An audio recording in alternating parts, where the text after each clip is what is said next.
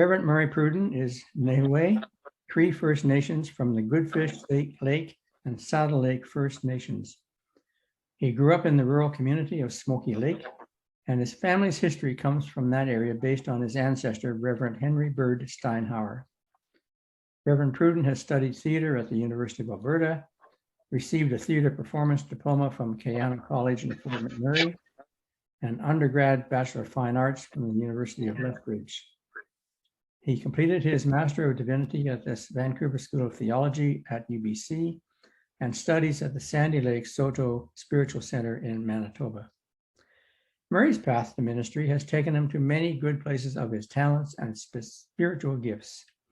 Dramatic works on theological topics, workshop presentations on storytelling, ecumenical representation on Indigenous theology, and sermon reflections to various communities of faith across Canada. Reverend Pruden is the current National Executive Minister for Indigenous Ministries and Justice for the United Church of Canada.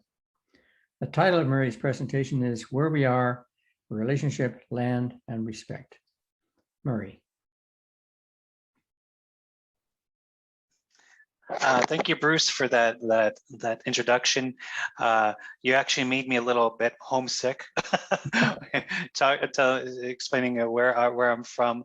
Yes, I'm originally from Treaty 6 territory in north central Alberta. But I'm calling in, and I currently live in Vancouver, British Columbia, in the Coast Salish, Musqueam, and Tsleil-Waututh territories in the Lower Mainland. And yeah, let's talk about land. It's a very hard to try to grasp this idea and concept of land and recognition of land and creation, because that's what it is. It's this embodiment of understanding of, as the various Indigenous peoples from across Canada and North America, that we all have different perspectives, respects, and tributes to this idea of land and who we are. And it was actually just listening to some of the dialogue prior to this, and just listening to some of the discussions about planting seeds, about ceremony with that, with the acknowledgements of this of how it's done, seasons. Hearing people talk about doing the land acknowledgements, and this the prayer that was provided as well, a very beautiful prayer, and really about humanity, and that's what it really comes down to.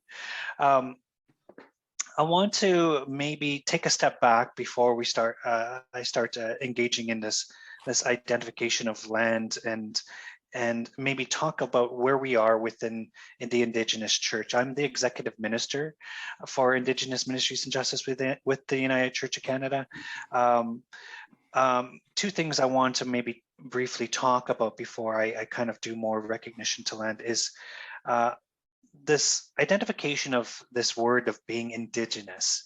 We've as people who are titled under the umbrella of Indigenous, we've come from many different titles within Western society.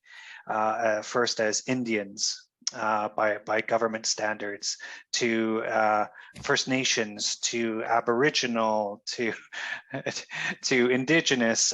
We've gone through it all, and that's one I want to clearly state, is that's an umbrella. That's what is we've been kind of gathered to be, and to be respectively be given, but we truly come from our nations, of the various nations across this land of Canada.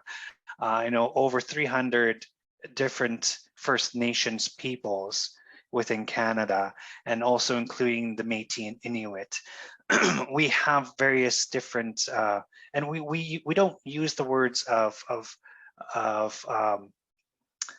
colors. We use the words of nations, that we all have different nations, of peoples, of belongings, of cultures, of languages, and beliefs, and histories that have been brought within the church as well. And we use the words nations because we connect it to our language, to our cultural teachings, but that's all created from the placement of our lands, of the land that we live and breathe and work on, the land that we connect to, the teachings of the land and its creation. And that is what makes us a nation. That's what makes us who we are. And I use the word that I'm Cree, Nihiao. It means from the land. That Nihiao, we are people of the land. Nihiaoian, we belong to the land. The land is our giver. The land is our teacher, is our provider. It will always be there. In my seminaries, I've learned to disclose for myself and for my teachings and stories that the land is my first church. The land is my church. And then I go to this idea of going to a building for the Christian teachings, but the land is always been the church. And for many Indigenous peoples, that could be the same understanding as well. So where we are right now, I just want to quickly talk about the Indigenous Church within the UCC. That we're at a formation placement as a church, as a group. We've been granted this idea of being a national region. And now it's upon the National Indigenous Council and the National Elders Council to form this identity of the Indigenous Church within the structure of the greater UCC. And with that, that's been mandated since 2018, 2019, actually, sorry, 2019. And it's been using that and utilizing what we call the calls to the church, that's been asked that the United Church follows along with us. There's so much to filter through, so much to go through, and we all know that we've gone through a structural change within the greater church. We got rid of our presbyteries; they've been dissolved, and that was a big issue with many Indigenous communities within the church structure, because that was a sense of gathering, a sense of our own authorities been dissolved away with that. So we're back to this place of reconfiguring, recreating within this process of change of church, which then also theologically presents another bigger thing: is what is church these days? And and when we're invested by COVID-19 as well, is also changing a lot of paths for the greater Christian community. So there are so much on our shoulders, on our plates as Indigenous people, that we also look to who we are with our being, who we are with the land, but who we are in respect with relationships with other peoples. And I really want to take this step forward because we all know of since the end of May and the announcements of the first unmarked graves from Kamloops, BC, that has opened up so much more. In my opinion, we were on this identity path of TRC, Truth and Reconciliation, since 2015, but we formally went on this agenda and idea that we're into reconciliation, but you know what? We forgot the truth along with the reconciliation, and so formally, and I do take this as the guidance of Creator, that Creator's is bringing the truth now to this process of reconciliation. That these unmarked graves are the truth that needs to be adhered to as well. That a lot of these unspoken stories and commitments and ideas from that were not either presented at the TRC or at the table in dialogues with the churches, that they're now being presented. And so truth is really fundamental when we're talking about any type of relationship with our brothers and sisters within the church, greater church, relationships with each other from nation to nation, but also relationship with God, and relationship to the land. So the land is highly important in so many ways that we sometimes forget about as humanity.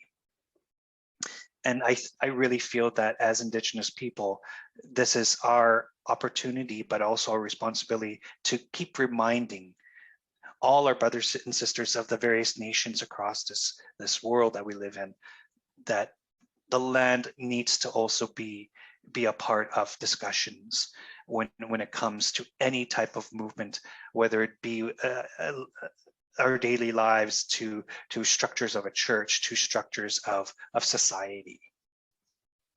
Land is very important. It distinguishes who we are within Indigenous nations, within this idea of the National Indigenous Council. We've been umbrellaed to be this Indigenous church, to be this representation. But many people tend to forget that, well, we're being encased, we're being brought together, and that we don't all speak the same languages, and we don't have all the same teachings and understandings, even through Christian means. So when we talk about Indigenous peoples within the church, and when we come together, we're trying to find our way to speak to one another. I always like to say that when we think about the National Indigenous Council and the Indigenous Church, think of it this way, that we are the United Nations of Indigenous peoples, that we are formally different nations with different cultures, languages, and connections to the land that come together to make agreements and decisions for the unity of Indigenous peoples across this land. So that's one thing that I always find very interesting, is that many non-Indigenous people don't have this fair understanding of what it means to be subjugated as Indigenous. But with land, land is kind of our guide. I can say I'm Cree because, and I'm Cree from central Alberta because that was where my teachings come from, my people, my understanding of the world that I live in, to teachings of even to God. So the land has this connection. We get our words from the land. The nature speaks to us. The easiest example I could use is when we talk about the robin, the bird, the robin. The robin, we know it's summertime because the robin says "neepin," and it always says "neepin, neepin." We know that summer's coming and summer's close, and that summer's here. And we use that word, and that word "neepin" is our word for summer. So our connection to the land is languages through nature and the land. Land also tells us, of how we can come together, and how we can create together, and how we can respectively be faithful as well. So the land is so important in so many ways. I want to share my screen here and just kind of show you a bit of just a portion of the calls to the church. And the calls to the church could be found on the United Church website. Even if you just type in calls to the church, you're going to get the document. And what the calls to the church is, if for those that may not know, is that it's been formally adopted by General Council to that the greater churches will be responsive to the 9 calls that are in this document. I won't go through all the 9 calls, but respectively, it's a document that allows the Indigenous Church to formally say who we are as an Indigenous church within the greater structure of the United Church of Canada. But in particular here, in the first 3 pages, it kind of goes through the introductions of who we are. We say who we are within our ministry. We are also consider ourselves a healing place now, and we talk about all our relations. But in particular, I want to focus on this: the earth is our provider. One of my criticisms to the calls of the church is that I personally feel that this section, the earth is a provider, should be the very first thing that you see in this document, because that's who we are. Is that the earth is our mother, is our sustenance. The earth is our Eden. Creator made us from our mother, the earth. Access to the earth has been stolen from us, and others now eat from her provisions. We have been marginalized and separated from our own lands. It was stolen from us by false doctrine of discovery. And that doctrine was repudiated by the United Church, and we must return to the provisions of the land, and the land will sustain us as it has for millennia.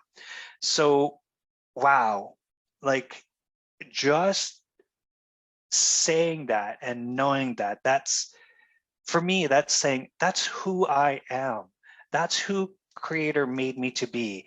I do know for that as Indigenous people, we like, for example, we like talking the Old Testament. And the reason why is because of this. The earth is a provider. We go right to creation. Creation is what we are. Creator made us. We go to natural law, natural theology. That we, the ground that we stand on is our connection, is who we are, and provides for us, and vice versa. That we then become that provider to the earth, and we respect the earth in all her sustenance as well, because that is relationship. You know, the earth takes us as children, but then we also, you know, within our teachings, respect our mother. We take care of our mother as well. So there's a built relationship. There's harmony that needs to happen. So again, I do take that and say to this group that you take the time to look at the calls to the church, the caretakers report, just because this is just the beginning of it. There's the 9 calls in there talking about who we are as an Indigenous church, but we're also in a process of evaluating this document.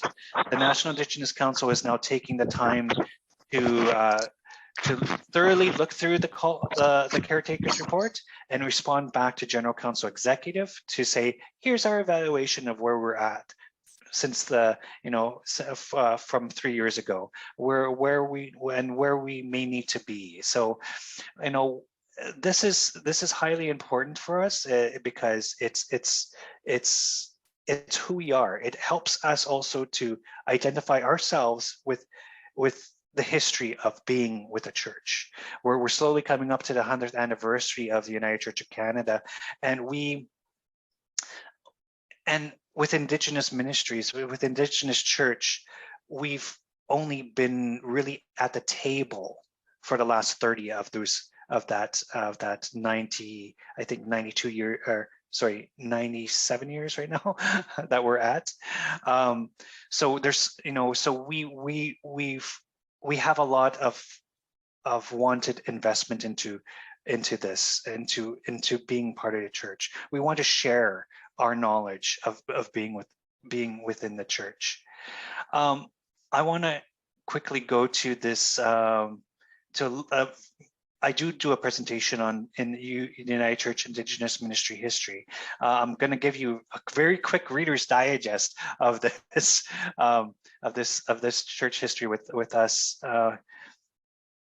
and hopefully I can share.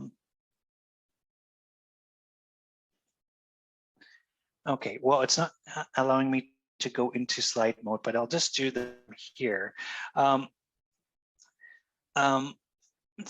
you got to remember when we talk about the Indigenous people being a part of the church, we really go back to the beginnings to, you know, first contact and the appropriations of contact with the Catholic and Anglican and Methodist churches, and we go to that because that's when we actually started participating with the church movement within Canada. And you see here, and I'm going to go very, very quickly here, that right now within the United Church of Canada, we have various nations of Indigenous people.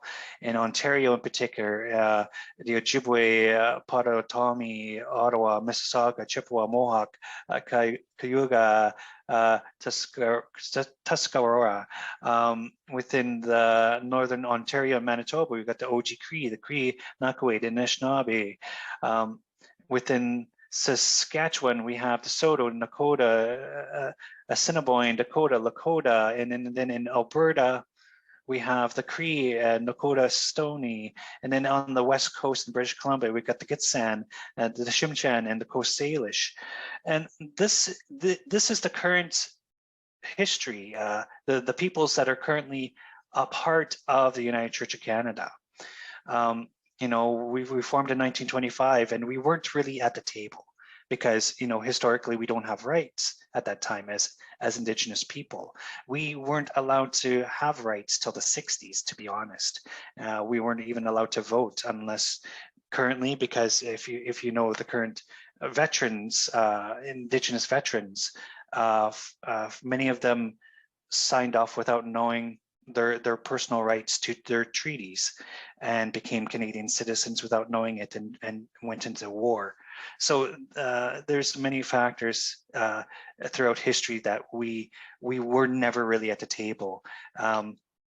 We see movements within this in the 60s and 70s to that Indigenous peoples allowed to have lawyers in the 60s.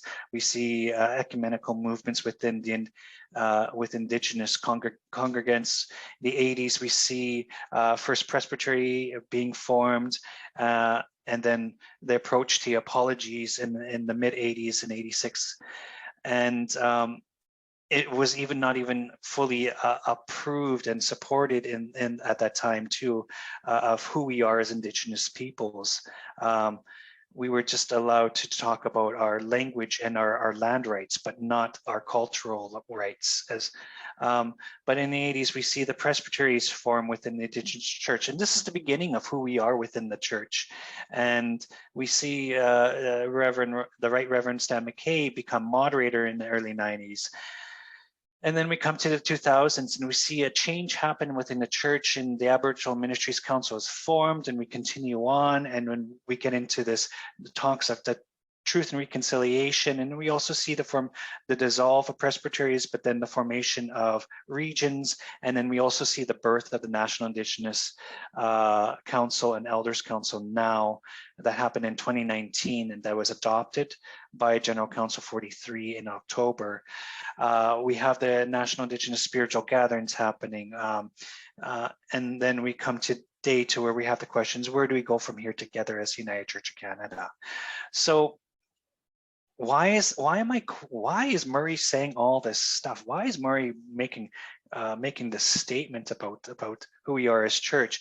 Well, it's because we are in a place of healing. We are in a place of also finding ourselves, reclaiming our footing as Indigenous people, and that takes a long time. You know, the things that I'm saying and the things that I'm quoting to you are not meant for me today. I talk about that, and I try to advocate for our peoples for the next generations. And many of our Cree teachings, we talk about generations. We pray and recognize the 7 generations that were here before us, and we talk about the peoples and generations that are here with us. And then we pray and we do things for the next 7 generations to come after us, so that they have a voice, that they have recognitions of who they are and remember who they are. And that all, again, who we are goes back to the land. The picture I have behind me is a picture that I took a few seasons ago back home in Alberta, in Gardner Lake, Alberta area. And I always love fall because it's my favorite time of year because of the colors, the numerous colors of the trees and the connections to the trees, the smells and scents.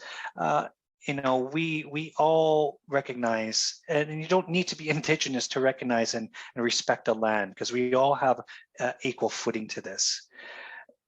But we really don't do it for ourselves. We really do and act and really voice our concerns and opinions for the generations to come. We do know that there's many talks right now on by world leaders on climate and such, and that's very important. And it should be something that we as Indigenous people, but also as a church, need to keep advocating for, because we only have one land, we only have one earth. And we all and we all live on it together, and we're not given another one. And she needs our love and support. I know it's a lot to take in, a lot to really detail, and I'm trying to do it in the Reader's Digest version as I can during your lunch gathering here, and I'm really happy for the opportunity to do so. But land is very important. And I can't, and I know I seem to be repeating myself, because I always find if you say it more than 3 times, people start to listen. But land is our guide, is one of the first creations by Creator. We all come from the land. We have stories of coming from the land, that we're given the 4 directions with the 4 different nations of this world, and each nation has their responsibility and each have their own teachings, but what all connects us is that we're from the same earth, from the same land, and we all have the same responsibility, and that we can make it happen. We can support each other. And this is all done through relationship, and keep and re-educating each other on who we are as people, but re-educating on the purposes of relationship. As we walk forward with our sisters and brothers of the many nations of this world, we need to keep creating these relationships and talking about this, and not stop talking about it, because sometimes we get fogs in our vision, and we lose our path. But we always ask to. This is why we always ask to live in a good way, because if we live in a good way, then that fog disappears, and we're able to see one another once again, and not just in a physical way, but in a spiritual way, and keep those connections together. And one of the universal connections we always have is prayer. We all pray, and no matter which language or doctrine or belief you have, prayer unites us. And we always need to remember that we pray for each other, we pray for this land, and we recognize each other through prayer, and we feel that connection. Many people forget that's one of our greatest gifts. I want to, and I know you probably have a lot of questions, so I want to get to those questions as well. I want to add 2 quick things. I want to add a story, but before that, talk about this idea of land acknowledgement and where we stand. And this is something too that we're looking at, because we need a reevaluation of that. It's been done for several years. I've had many talks with other colleagues about this, that we're doing it, but some people are doing it just as something recited. But what is being lived in that? So we need to re-acknowledge that and see that where that may need to happen. And we're looking at creating some future dialogue as how do we expand this idea of land acknowledgement. It's catching on. People are doing it. Organizations are doing it. I really feel that the United Church of Canada were one of the first to take this forward and make it happen. And from that, the ripples happen. We've reached other ecumenical groups that I know of, even in the United States. They're starting to start this, but there's definitely time to be critical about it, because I think we can expand it even more with our own placement. What I want to share a story with you, and it's a story that I wrote about on my travels in seminary with the San Soto Spiritual Center, as we do a global trip. And I want to share this story with you because we went to southern United States, southwest United States, and part of our travels we were in New Mexico and Arizona and Nevada, and we saw many different nations and their cultural ways of being. And this kind of came to me because I was going to share a different story of that trip, but I felt this story might be in kind of reflection to the comments that were made prior to this about seeds and growing things and the connections to nature. So this one is I titled it as First Mesa Hopi Reservation in Arizona. So in the last few days of my trip to southwestern United States as part of the Global Awareness trip with my fellow Indigenous ministry students, we visited an ancient village in Arizona. And this village is one of the oldest places in North America that is still inhabited by its original people. The Walpi village on the Mesa territory of the Hopi Reservation in Arizona is a very remarkable sight.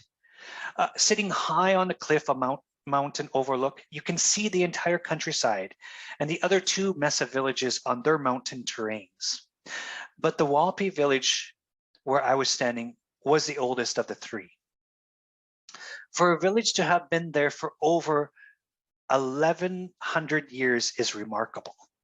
To see that through time, the existence of a culture kept its roots through the cultural genocide of so many related Indigenous peoples of the Americas, including my own, is a true blessing in my eyes and for my heart.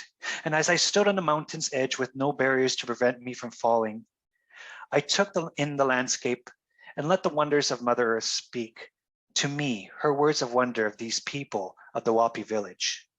And as I stood there in the breezy and brisk winds of the north, I thanked the Creator for this opportunity to listen and understand the drive that these people had to survive and thrive as a continuous people.